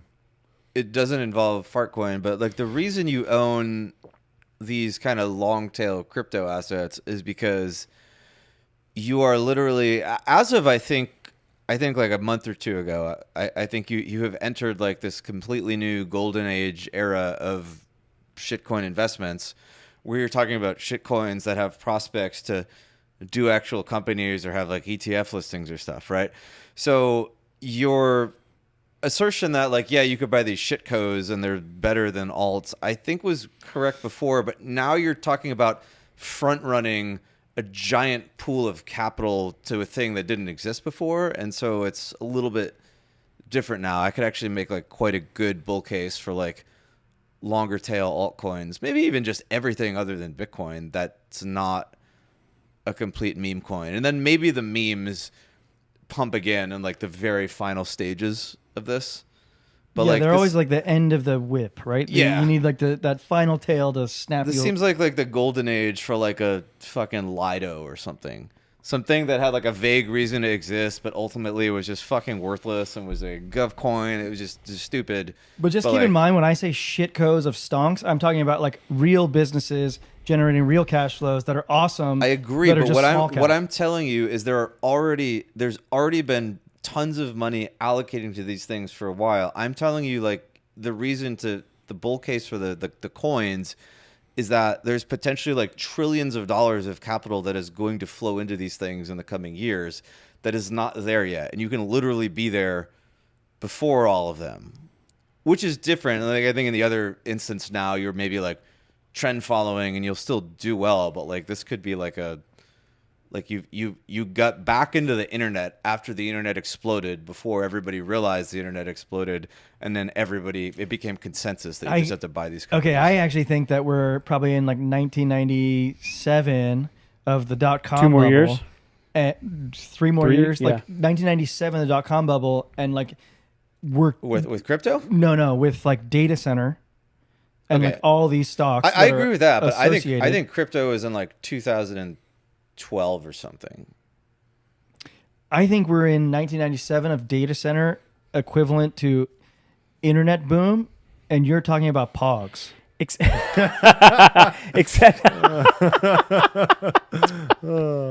sorry, but except that the miss companies that are pogs. investing the money, We're not in 1997 though. Like, we're in 2000 or 1999 maybe. 1 year away. I think it's longer than that. But That's I like- think this is an interesting thing, because to if I want to back your thesis about NVIDIA, what I got, just quick GPT search, was the earnings growth rate goes 47%, then 32%, then 12%. So in order, That's what's priced in. that's what this says is priced in. I think Eric's probably more accurate because he's actually researched it, but let's just say this is it because it's a little more conservative in terms of your thesis.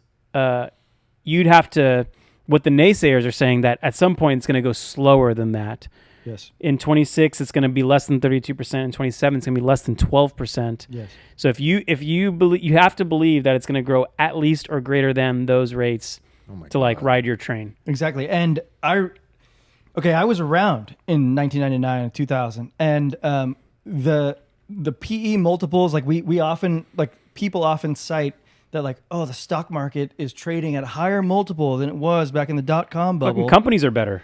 The companies are way better. Yeah. And it's interesting if you like isolate components of the S&P 500, right? Like, because right now the S&P 50 is way better than the S&P 500.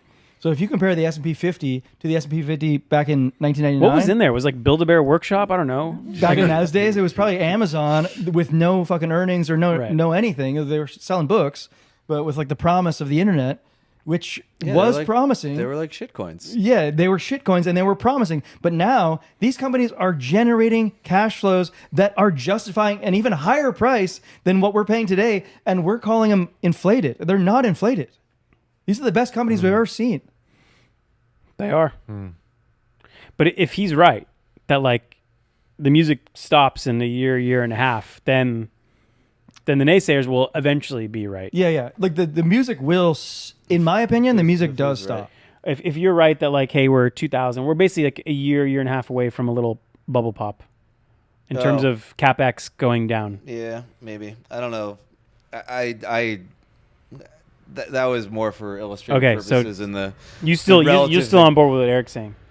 I think that, I mean, yeah, I think we have a long ways to go in all of this. I think there will be like nasty drawdowns, but yeah, no, I think that I think that both of these things, if like my point of saying that was to, like, if you kind of zoom out on both of these things, they're very early. My point was mostly like the shitcoins, I think, are in the era where they had the blow off mania thing and completely died, and now you're investing in them right before they become and then like 15 years later we're going to be sitting here having this conversation like we're having about the AI thing, but it'll be something in the future. It'll just be like, why is our electricity bill so high? And it's like, because like, the data center down the street. Like, I set the stage as those two things being adversarial. They don't have to be. What I'm only concerned about as like a long-term investor, all I care about is the data center CapEx sustainable? How long is the runway?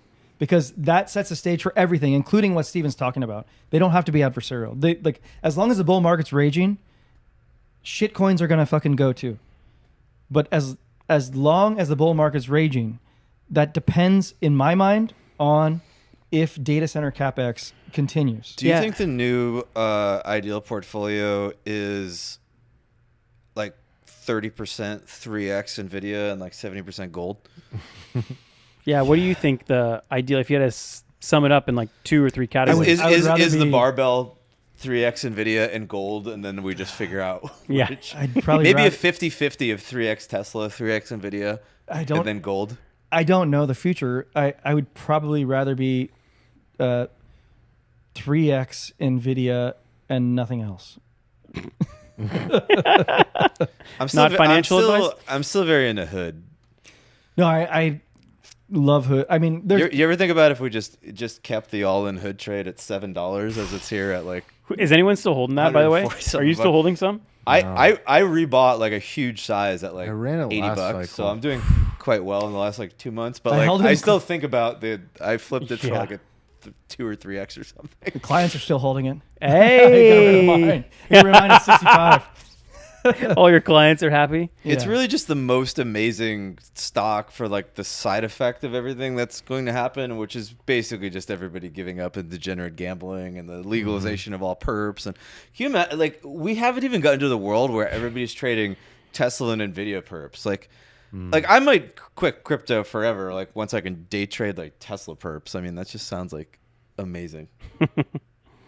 Yeah, Hood doesn't stop. I feel like ETH is good here. I feel like just like the data center plays. Galaxy's been crushing. Speaking of like a nice like kind of bridge between. Dude. Okay, so when you mention Galaxy has this like arm of its company that has like repositioned itself to be a data center play. And they're going to be like the biggest one. What is right? Galaxy?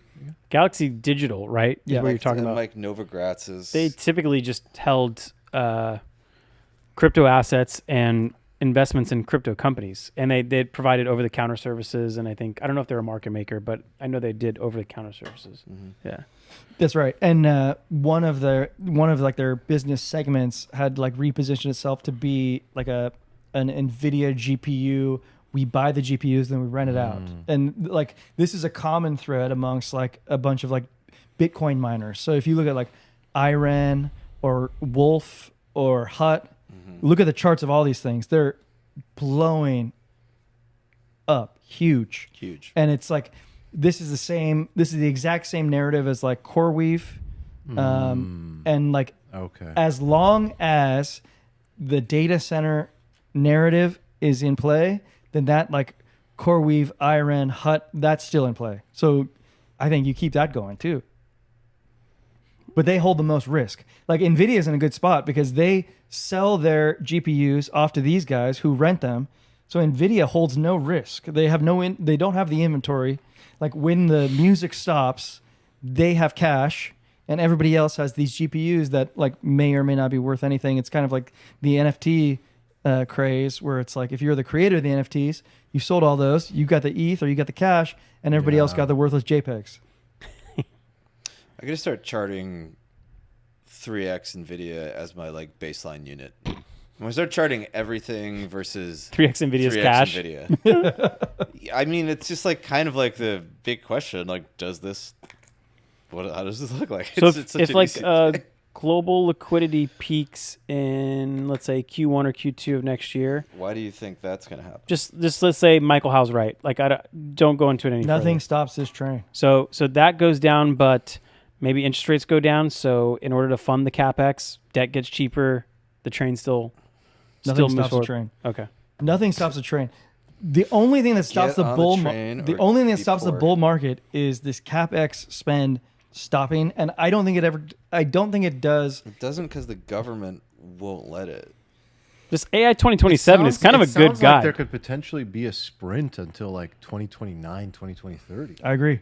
I mean, Like if the CapEx is really the lever, then I don't think the bubble bursts until someone proclaims that they're the winner and particularly if of AGI. if AGI or if AI can like deliver anything in terms of productivity, then the runway gets pushed out further and further. And the reason I think you're right about the false starts and we have to watch out for them is because it is really a game of just like musical chairs right now. No one wants to be left out of the game. So if someone steps down, someone else will step up, and they're all still going to be in a race. Anyone who's still in the race is racing towards something, and CapEx will keep spending. Like, I don't see how that stops until someone can proclaim that they've achieved And unless AGI. there's some kind of Because, by the way, the reason they want to achieve that is because they genuinely believe this is a $10 trillion winning market Which it opportunity. is. Which it is. So it's like if you win that, all that spend was worthwhile. Maybe everyone else is holding worthless JPEGs, but you have a money printer for a century. I completely agree, and I think it's like also buoyed by this like dynamic where they're like incestuous in a way. But it's not like seller financing, right? I mean, NVIDIA used equity. Like they used cash on the balance sheet, took an equity position in OpenAI. OpenAI. Right? It wasn't like, here's debt to then go buy our GPUs, right? Right. They use cash to invest in OpenAI. Now OpenAI has like this cash, which they didn't have before. They don't have like the cash flows from their business to like, create new products. But now they have $100 billion and they can create new products, which ultimately creates demand from the end user, hopefully. But the idea is, if there is this demand from the end user, then we're going to need a bunch of GPUs. And so we'll spend this $100 billion back fourfold on NVIDIA GPUs. So your investment comes back to you. I'm curious for you two. I mean, Arman, you're in the AI industry. You've done a lot of research on this. Is there anything that would say that you no longer need as many GPUs to have X training output? Like, does that ever fall by an order of magnitude? Yeah. You only need, instead of needing 10, you need 1 to have the same effect. Yeah, I think it ultimately does go that direction. I think it's like the onus is on NVIDIA to continue to innovate and like create the next product. What I'm afraid of is what I've seen before. So when I invested in NVIDIA initially, which is like cost basis $2 a share. Oof. When I invested in that, it wasn't a AI company at all. It was like a gaming business. Yeah. And at that time, it was a gaming company, and like the gamers used like these NVIDIA GeForce GPUs for their gaming. And I was like, cool. And somewhere along the line, Bitcoin miners realized, holy shit, it's better to use GPUs to mine Bitcoin. So NVIDIA stock pumped off of like Bitcoin mining. But what happened next? Bitcoin miners realized that like the GPUs for NVIDIA aren't like the most efficient way. They went to like Antminer, or they went to ASIC. Yeah. So like what's going to happen to NVIDIA GPUs eventually is literally this evolution as well. It's going to go into TPUs, probably developed by It's already Google happening. and Amazon. It's going to go into ASICs as well. It's already happening. There was a big deal with Amazon recently with Anthropic.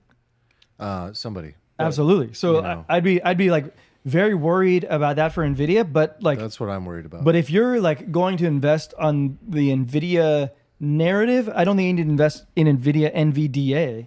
You can invest in like the data center plays. The data center plays is like, what are the other ancillary components that go into a data center? You can look this up. Like, you know, when I started investing, we were like breaking down iPhones to see like, okay, who makes the antenna here? And like, Skyworks. yes, Yeah. Hyperscalers does, yeah. So like nowadays we like look at what's going on in the data center, and it's like all these companies like Fabrinet, Arista, Marvell, Credo, and all these are fucking Who makes going the to Ethernet win. cables that connect them all? That kind of Exactly, thing. like- Yeah.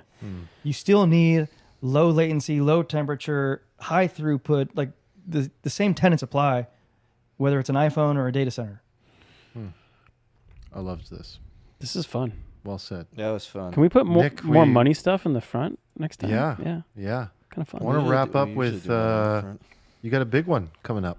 I know. That's why I'm not going to be here next week. Oh wait, we're doing more stuff. I'm gonna have to pee if we're gonna keep. It'll going. be quick. Just Okay. Yeah. There's a can right there. Oh god, Yeah, you pee in that. I'm in pain. Pee in that thimble. I'm in actual pain. I want to hear Nick's pre-birthday feelings and then post-birthday feelings. Okay. Yeah, I'm turning 40 next week, and I'm You kind don't of look a day over. yeah, not yet. Could age through the home buying process very quickly. You got a lot going on. I know. That's why I went camping. I had to go sit out in nature by myself with the dog.